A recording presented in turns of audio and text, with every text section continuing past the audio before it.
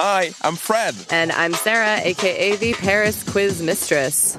We're two friends addicted to trivia, and we're rewatching Alias. But this is not an Alias podcast.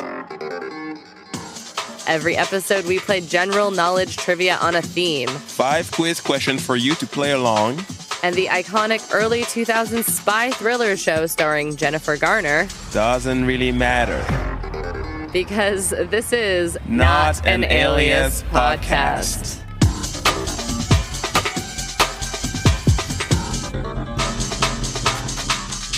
Welcome back to Not an Alias podcast. Almost forget the name. What is it again? Oh. Yeah. Not an Aliat. No, not an Alias podcast, because we do not care one bit about Alias. I mean, we do, but you don't have to. Yeah, that's true. This is not the main reason for gathering, but, we might as well. To start, Sarah, are you ready to explain what happens in just 60 seconds in episode 8 of Alias? The title, Time Will Tell. Yes. And go. Okay, so Sydney has to go to Oxford to get a clock, but Anna Espinosa's there, and then she gets a clock, and then she finds out that she has to take a scary, scary lie detector test because they suspect a mole with an SD6, or more than one mole, or they don't know. So she's like practicing the lie detector test, and she's like, oh my gosh, I could die or whatever.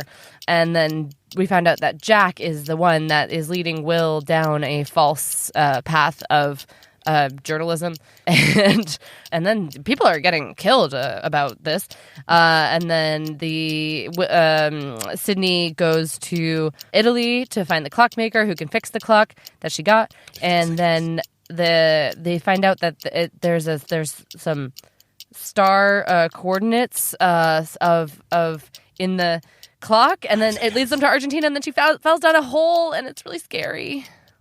Good. She did fall down a giant hole. Yeah. And then will she get out of it? Probably. I guess it's 5 seasons. There's 5 more seasons. Let's not spoil it. But how? We don't know.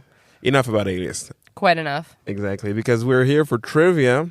Do you have any idea what your quiz might be about? I mean, an obvious one would be like timepieces, maybe. Mm-hmm. That's a good guess. Oxbridge type places. Okay, also decent, but still no. It's something on the timepiece that's featured in the episode. And there's a tiny symbol on the clock that she notices, and she asks Donato, oh, what is that? You remember what it is? It's the Rambaldi symbol, no? Mm-hmm. But it represents which organization? He says the name in the episode, do you remember? No, I just thought it was Rambaldi's like people. It's the Magnific Order of Rambaldi. So your quiz is about orders. Amazing. Yeah. Are you ready for your quiz? I have no idea. I don't even know what this means. Okay, yeah. I know. Me neither, until I wrote the questions and I was like, okay, I'll make it work. All right. It's 5 questions about orders. Question 1. Whose character's house in the Harry Potter fantasy world is the headquarters of the Order of the Phoenix? So it would be the Black family house, Sirius Black's house, where he grew up. Mm-hmm. Would you remember the address? I would. Would you give it to us? 12 Grimald Place. Oh, there she goes. I'm always trying to gauge your Harry Potter strength, and you never disappoint. I'm not even the secret keeper. I shouldn't, All right. I shouldn't be able to tell you. Oh, that's true. I hope nothing bad will happen to me. I mean, your favorite author turns out to be a piece of shit. Something bad. Oh, yikes. Moving on. Question 2. Which religious order, founded by Ignatius de Loyola, focused on culture, education, and research, also happens to be the order who was in charge of my high school? Wow. That's not trivia, Fred. What? Who said that? It's a international missionary religious order. Is it the Knights Templar? I don't know. No, that's like they're fighting. This is just priests. Priests doing priest things. The order of, I don't know. Hint? It's named after someone pretty big. Martin Luther? Catholic. Oh, I mean, he was Catholic. I mean, you know. And then he was like, "Einem Minuten, bitte." No. Bitte warten. It's just, it's just like a fraternity. It's not like an order of something. It's just like the somethings. The Masons? Was George Mason a big... Go bigger. The Jesuits? The Jesuits, yes. The biggest guy of all. Oh. Big J. It's the Oh, Jesuits. Jesus Jesuit. Okay. Yep. Exactly. There we go. The brother of Jesus. So it was Jesuits, and I was in a Catholic school with Jesuits in it. They're fine. I'll just say that they gave us like religious, education, catechism. Do you say that? Yeah. But it also talked about other religions, including like Islam and otherwise, which is like nice, but also kind of like shooting themselves in the foot. I mean, or not. Or not, I guess. But I mean, they shot themselves in my foot. You know what I mean? Question 3. Mr. John Burkow, I believe I'm pronouncing his name right. I think it's Burkow. Maybe it's Burkow. Anyway, Mr. John Burkow is a man who's famous for saying the word order very loud while being at work. He occupied a very important political position from 2009 to 2019. Do you know which position John Burkow was occupying? So I'm guessing someone who yells order. I don't know, but someone who yells order is like some sort of a judge. Want me to do an impression? Sure. Order! Some sort of British judge. British, yes. Was Not judge, though. like some sort of head of some formal government situation. Do you know any British government situations? Was he the head of Parliament? The House of Lords? The other one? House of Commons? And he was the Grand Poobah. like Pelosi? Yeah. No. Oh, the Speaker. Speaker of the House of Commons. And he's famous for yelling order a lot with his very specific voice. Yeah. Okay. I'm sure there's a supercut on YouTube of him doing that. Okay, good. Today I learned. Exactly. Question 4. Which one of these 4 Law and Order TV shows never existed? Ooh. Okay. Is it Law and Order Criminal Intent? Is it Law and Order Trial by Jury? Is it Law and Order Vice? Or is it Law and Order LA? Ooh. Okay, so Criminal Intent is, I know that exists.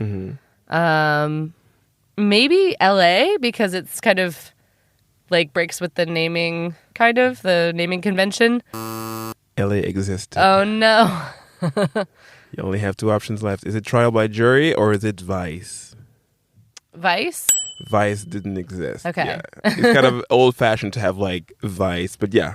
I camouflaged and I took LA because it sounded a bit fake. Okay, Indeed, yeah, it does sound fake. Yeah, it sounds a bit out of order, if you know what I mean. Yeah, so which is not the theme of this quiz. We're all about order here. Exactly. We wouldn't want that to happen. Oh, and last question. I've heard that you might or might not be a fan of RuPaul's Drag Race. Have you heard of that? Vaguely heard of it. Yeah. Yeah. No. Yeah. Yeah. Okay. Familiar. So I'm gonna give you the name of 4 winners of RuPaul's Drag Race. Ooh. And you're gonna have to give me which not which. You don't use, I mean, if you want to brag, you can give him the season as well. But just in which order? This is like a Who Wants to Be a Millionaire like hot seat question. Exactly. Okay, cool. Exactly. I like it. I like it. Are you ready? Yeah. So we have Violet Chachki, Sasha Velour, Aquaria, and Jinx Monsoon. Violet Chachki, Sasha Velour, Aquaria, and Jinx Monsoon. Okay, so I'm pretty confident. Mm-hmm. So these are all seasons that are like 1 year apart. Like they're consecutive seasons, I believe. Ish. They're close. So I believe Jinx was the oldest, like the first winner of this group because I believe she was season 7. Go ahead. I love Jinx Monsoon. Then I'm pretty sure Sasha and Violet. I wasn't super into these seasons, so Sasha and Violet are a little bit mixed up for me. But I'm gonna go. Actually, calling an audible. I'm gonna go Violet season 8, then Sasha season 9, and then I know Aquaria was season 10. So that's my answer. I go Jinx, Violet, Sasha, Aquaria. You are correct. Yes. Nice. Super well done. Thank you. Good audible called. It didn't get all the seasons right, but that wasn't the question. That was like bonus points. So Jinx Monsoon was season 5 with Alaska and Roxy Andrews. Then you have season 7, Violet Chachki. Right. Okay. With Ginger Minge and Pearl. Then season 9, Sasha Velour with Peppermint. And yes, season 10, you get that perfectly. Aquaria with Eureka O'Hara and Cameron Michaels. All right. Icons. Beautiful. Yes. Beautiful. You get it all in order. Thank you. Good job. Well, this is a moment where we will demand that the people who came here for trivia leave some sitting, some seats for the people who come for the Alias stuff. Yeah, absolutely. And, because we have to talk about clocks. Yeah, time will tell. How quickly did you know that Donato was the actual Donato and not his, like he was 500 years old? How quickly was that obvious? Well, what I liked about that was that you got it was kind of our first actual taste of spy-fi. Mm-hmm. True. Because when he sort of when he misspoke and said, "Oh, I remember." Yeah, he never told me. My mother never told me. Yeah, and you're like, "Wow, is this guy 500 years old?" Exactly. The second he said, like, you promised him a long life, I was like, "Oh, all right." Yeah, here we go. Here we go. So yeah, that's kind of fun. Super fun. Love the trip to Italy with the sunglasses and everything. A bit of Italian. Excellent. Yeah, great. We got a great all-timer from Sloan, which comes up again and again, I feel. The sanctity of this agency requires the sacrifice of some personal freedoms. Ooh. You put a bug in my car. No, that wasn't even... Oh, yeah, she did. Under her she car. had a tracker. But then, we have another bug moment from Kate Jones / Fake Jones. Eloise Kurtz, who is real dead. Mm-hmm. That's a shame. And we found out she was an SD6 agent. It's not very important, really. Oh, I didn't get the reference. When he has a bug, the other guy says, What's the frequency, Kenneth? Yeah, what's that? It's a REM song. Oh, okay. That could have been the quiz. It could have been the quiz. I didn't know or wasn't interested, so it didn't become the quiz. Okay, yeah. We love some Anna Espinosa content. She's so scary. I mean, there was a bit of slapstick with the whole guards, take her, and then she goes with her glass thank you. Yeah, with the champagne glass. Yeah. By the way, I think Anne had the superior black dress in England. She had a pretty good black dress, actually. Yeah. Yeah. Mm-hmm. Yeah. For sure. I like when she said to the English guy, "My family was in demolition." I'm like, That seems real and scary as hell. I love like just binging these episodes. It's like I guess it didn't register when I was a kid, but like Sydney has so many light some candles and pour yourself a glass of wine moments. Like this is all the time. Yeah, definitely. Which I get it. Like, yeah. Big glass of wine. Oh, and when she finds out about the hidden code in the books and everything. Oh yeah. That was great. It's such an aesthetic. I was like, this is what grown-ups do. Yeah. Light some candles and pour yourself a glass of wine. Exactly. I mean, just read a book. You know, when you've been traveling for so many days and jet lag doesn't exist and you just want to unwind, you know, just like, a glass of wine. Sydney unwinding. Yeah. I like when Dixon tells her that he likes her courage and everything, you know. Yeah, it was very sweet. Very genuine. Fighting the good fight. And then she's like, you're not fighting the good fight, Dixon. You're not fighting the good fight. I just want to tell you so much. I think that's pretty cool as well, like the relationship between her and Dixon. It's constantly very, very good. I liked at the beginning, too, when she said, how do I look? And he said, for the record, you never have to ask that question. And it was like, it's just really caring and not creepy. And from a coworker, that could sound creepy. I know. But it's not. It's Dixon. It's Dixon. Dixon's great. He's the best. Best. Also, like, will Anna ever learn that she shouldn't use messenger bags? She's doing it again. It seems like she came out on top this time. We'll see. Yeah, but I like in the category of like people repeating their mistakes, you know, like it's also something that struck me in the Romanian episode where they kept like not restraining Sydney. I'm like, she keeps beating up everyone, and this is can someone like stop getting close to her? And in the episode, Anna is also like getting close to her with the gun and having the bag, like the satchel. I'm like, no, learn from the mistakes. Just always have 2 straps. Like, wear a backpack. Just bring your little East bag thing and just like secure everything. Yep. Yeah, these people need to go to REI. Which is a reference I get now because of Crossword. There you go. Oh, yeah. Absolutely. Yeah, that's a good one. Outdoor gear provider. Yep, 3 letters. REI. There you go. Right. So time will tell. I think that's a classic episode. Very good. Classic. Yeah. Argentina. Where will we find our heroes next? Guess what? We don't really care because it's not an Alias podcast. Yeah, I actually, I can't wait to do more trivia, actually. And I guess maybe watch this TV show from 2001. Yeah, me too. Thanks for listening to Not an Alias podcast, produced by Celia Brondeau with original music by Mad98. If you love what we do, leave us a tip.